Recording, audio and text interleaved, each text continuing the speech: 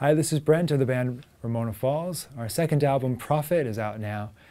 Today in the studio, my bandmates Dave and Brandon and I played together.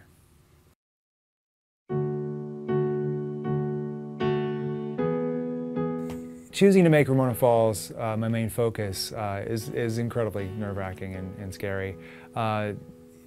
Ramona was extraordinarily lucky to become self-sustaining financially, and it's unclear whether Ramona Falls will get to enjoy that. But all I can really do is focus on making the best work I can and trying to create something that hopefully resonates with people.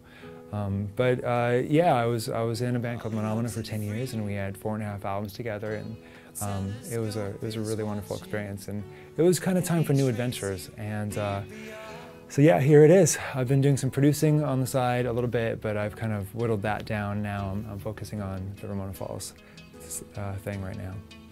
The first time that I thought about doing material outside of Ramona was probably when it just became really clear that our next record was really becoming delayed. It was taking a long time to make, and there were some songs that weren't really finding a home within the Ramona ecosystem.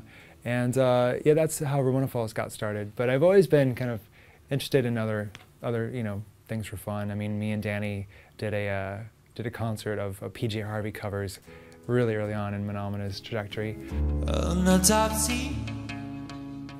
Recording the first Ramona Falls record was so much fun.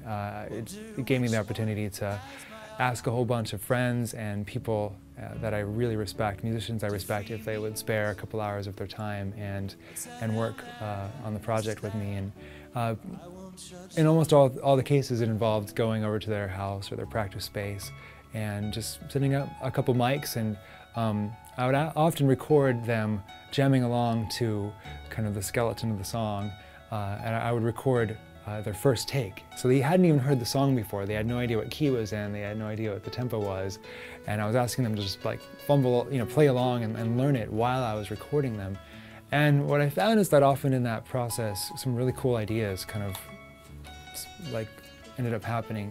So that was the first half of my time with each person, and then the second half of my time with each person was usually I did have some premeditated ideas that I thought that they might be able to really voice in an interesting way, and so I would like play them a certain melody and then ask them to repeat it.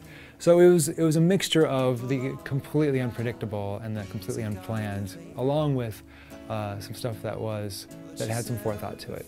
There were a couple of songs from the first Ramona Falls record that I had submitted to the Ramona process and never really heard back, so I thought I'd just go ahead and finish them under the Ramona Falls banner, But I think that the Ramona Falls has kind of its own identity, and so it ended up taking kind of a different shape than it would have had it become a Ramona song. I think it's safe to call Prophet more of a band album in a way. After the first record came out, I formed a 4-piece, and we toured that record and played a bunch of shows together. And so when it came time to record the follow-up, Prophet, I wanted to include my bandmates as much as possible in the process. And so 90 to 95% of the record is us four performing it. Paul plays all the drums, for example. But we still had a couple guests. We had about 4 friends play on the record as well. So it was a blast. When we were recording the follow-up album, Prophet, there wasn't as much, going to different locations to record with different people. It was more in our basements or our houses. But in terms of the overall how much time it took, I feel like it must have taken 10 times as long to make Prophet. I really cared incredibly deeply about the record and really tried to layer it in a way that would create an experience for someone after repeated listens. So hopefully after the 10th time they might even hear something new. It was a very intense process. I worked on it pretty much every day for, I don't know, 10 months, I guess.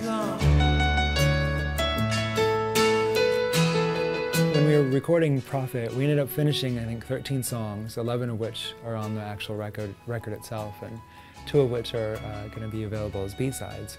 And it's funny that the writing process is, really unpredictable.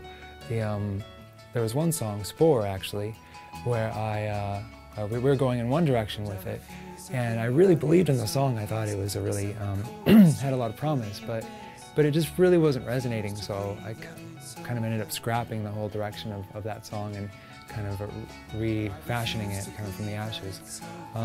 So there's of all the ideas that get recorded during the process, probably only 1/10 or 1/20 of the ideas that get recorded ever make it into the song. It's a pretty intensive process of pruning away the stuff that's not working, and there's a lot of stuff that doesn't work.